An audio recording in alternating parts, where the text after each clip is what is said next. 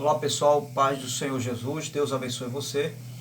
Estamos aqui de volta para fazer desta feita a nossa revisão, administração e liderança, a nossa disciplina que já está, na verdade já foi encerrada, né? Nós vamos fazer apenas uma revisão geral dos 5 capítulos, ok? Algo muito básico que eu e você precisamos saber desta disciplina. Então, se fôssemos fazer um resumo em relação à missão que Deus entregou à igreja, né? Nós teríamos vários nortes a se falar. Mas existe 3 pontos aqui importantes, existe, aliás, uma questão importante em relação à missão da igreja. E antes de falar nisso, nós precisamos entender que a expressão igreja, né, deriva-se da palavra grega eclésia. Então, eclésia do grego significa chamados para fora. E esses chamados para fora é justamente está se referindo à pessoa da igreja, que é o corpo místico de Cristo. Então nós já temos aí o que significa eclésia do grego, chamados para fora, ok? Muito bem. Agora a igreja, ela tem uma missão não apenas num único ângulo, em um único ponto, mas em diversos pontos. E essa missão, ela se desenvolve de forma tríplice. Por quê? Porque a missão da igreja, ela é uma missão, ela tem uma missão. Não estou falando de missões, eu estou falando de missão no contexto do propósito pelo qual Deus a chamou, ok?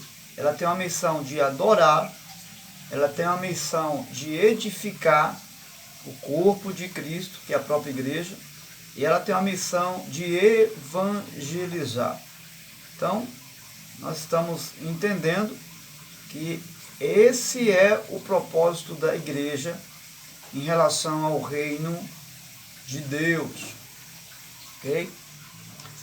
E dentro desse corpo eclesiástico, né, que é a igreja, nós temos alguns sacramentos, podemos dizer assim.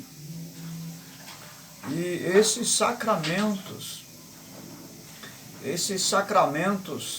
desses sacramentos que foi instituída pelo Senhor Jesus, nós temos 2 elementos aqui indispensáveis, que é o batismo, e nós temos também a ceia do Senhor.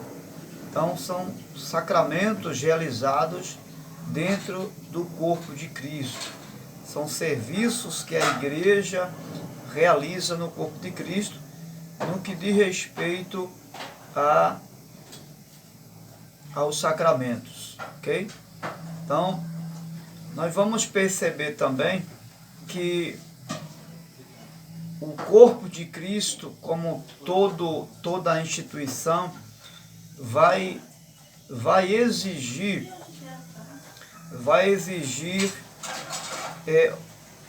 legalidades para realizar algumas atividades dentro da igreja. Por exemplo, a igreja ela não apenas realiza cultos, né? A igreja não realiza apenas momentos de orações, mas ela também traz a realização de algumas situações sociais, como por exemplo, a igreja realiza cerimônias de casamento, né? A igreja realiza apresentação de crianças e até formaturas, dependendo do nível do que se trata. Então, nesse sentido, o líder ele precisa estar inteirado de alguns critérios das leis do seu país, ok? Por exemplo, ele precisa estar inteirado dos critérios que exigem para a realização de um matrimônio, de um casamento. Ele precisa saber se o casamento é civil com efeitos religiosos ou se é apenas civil. E se for um casamento civil com efeito religioso, se isso precede, né, dentro dos princípios da lei do seu país. Então, se está no Brasil, ele precisa conhecer as leis do seu país, Brasil. Se está nos Estados Unidos, as leis já seguem uma outra direção. Ele deve conhecer lá os princípios para a realização de algumas cerimônias. Isso cabe ao líder, ok? E esse corpo eclesiástico que chamamos igreja, né? Nós sabemos que o líder ele trabalha com diversos assuntos, são diversas áreas do corpo eclesiástico que o líder, o pastor, ele vai estar exercendo algumas funções. E é claro, compartilhando também com seus liderados. E esses muitos assuntos ligados exatamente aos diversos trabalhos da igreja diz respeito justamente a não uma administração diaconal, não uma administração organizacional, mas uma administração eclesiástica. Essas muitas atividades e formas de trabalhar com os diversos assuntos ligados à igreja recebe o nome de administração eclesiástica, ok? Então, a mesma forma, nós também temos uma definição para esse conjunto de princípios, né? E que traz consigo algumas funções limitadas, né? Ou delimitadas a algumas pessoas, né? Essa forma de governo que leva o líder, né, a conduzir a igreja no sentido de atribuir funções, de atribuir atividades a B, recebe o nome também, não tem apenas um conceito de pastorear a igreja, mas nesse sentido é uma forma de administração, é uma forma de administrar a igreja do Senhor, ok?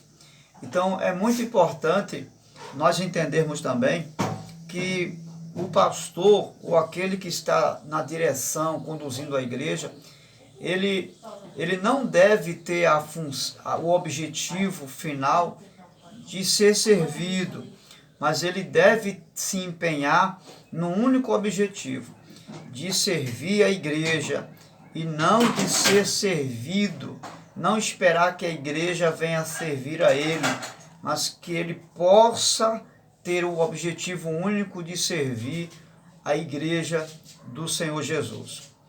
Um outro objetivo que o líder, né, ou o pastor, ou a pessoa, que às vezes tem líderes que não são pastores, mas são líderes porque estão à frente de um grupo ou de uma igreja, né? Então eles precisam permitir que antes que eles conheçam o povo, antes que ele tenha esse envolvimento com o povo, ele precisa se autoconhecer. Se autoconhecer no sentido de se avaliar a si mesmo, ok? E esse estado em que o líder se avalia a si mesmo, antes de presidir uma liderança, dá-se o nome de autognose, ok? Então, essa situação que eu acabei de falar em relação ao líder de se autoexaminar, dá-se o nome de autognose. Isso é importante para mim e para você compreender. Tá? E essa forma, não é, de líder, essa forma de administrar, né, que está muito ligado ao líder, né, baseada no grupo que ele está administrando, recebe o nome de e se define como uma liderança do pastor, ok? É a forma de estar à frente, a maneira de conduzir a igreja, a maneira de se interagir com o povo, colocando o povo e mostrando um caminho, é exatamente a forma de liderança, né, denominacional, assim falando, ok? Então nós precisamos entender também, à luz de toda essa lição que nós estudamos, que é a administração eclesiástica, porque estamos tratando de uma administração eclesiástica. Então é importante que não só o líder, mas os liderados sigam um princípio fundamental no reino de Deus, que é justamente não só ser constante, não apenas dar frutos, né? Porque o líder e os liderados devem ser constantes, devem dar fruto, né? Deve estar disposto a fazer a vontade de Deus, mas a gente pode resumir tudo isso a palavra-chave que Jesus certa feita disse, né? Quem quiser seguir após mim, tome a sua cruz e me siga todo dia. Então, essa palavra podemos resumir como renúncia. Então, renúncia aqui é a palavra-chave que está incumbida não só ao líder, mas também ao liderado. Isso é imprescindível no reino de Deus. Não adianta liderar um grupo ou ser liderado se não há renúncia, se não há realmente uma aceitação da palavra no coração, tanto do líder como dos seus liderados. Eu poderia dizer que a igreja, né, no sentido do projeto de Deus, ela é o fundamento de Cristo, o reino de Deus, e ela é um plano parentético do Pai. Só que quando eu digo que a igreja é o fundamento de Cristo, eu estou corretíssimo. A igreja é o fundamento, foi aquilo que Deus estabeleceu para manifestar o seu reino ao mundo através da igreja, certo? É o fundamento. Mas quando eu falo que ela é o parentético do Pai, é um plano parentético do Pai, eu já não estou falando de maneira coerente, porque esse plano, ele é um plano de salvação num todo. E ele não está apenas ligado ao Pai, mas ao Filho também. Então aí já não há uma coesão no que estou falando, ok? A frase já não está completa, vamos dizer assim. Então tem que ter cuidado com essa questão aí. E aí o batismo que nós realizamos, né, é o batismo por imersão. Dependendo das ocasiões, é que se pode fazer ou não um batismo por aspersão. Mas o batismo aceitado pela igreja é o batismo por imersão, ok? E aí nós vamos ver que em relação à pessoa do líder, existem muitos pontos que podem levar o líder a fraquejar, ou cometer uma queda, a cair na fé, né? Mas de muitos pontos ligados ao líder em relação à sua fraqueza, está exatamente o fato do líder desejar conduzir a equipe de forma isolada.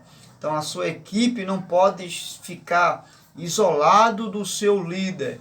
O líder precisa estar sempre junto com a sua equipe, ou seja, não pode estar só. Ele não deve administrar ou conduzir o povo só, ele deve levar o povo com ele, ou seja, não estar sozinho.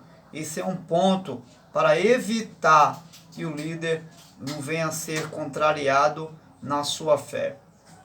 E aí, em relação ao discipulado, que é um ponto muito importante na organização da igreja, é que nós precisamos entender e levar aos novos conversos, na hora de ensinar, na hora de educar, que eles precisam estar unidos a Cristo e eles precisam também se dedicar a essa vida nova com Jesus.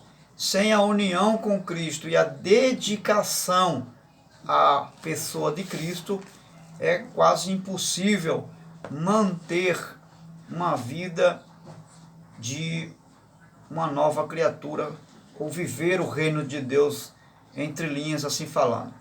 Então, aqui fica nosso resumo de todo o assunto, de muita informação, mas é como eu lhe falei, é apenas um resumo para que a gente possa ter uma base daquilo que é administração e liderança. Espero que vocês tenham bons estudos e domingo uma ótima prova em nome de Jesus. E, é claro, espero uma nota 10 para vocês aí. Deus abençoe.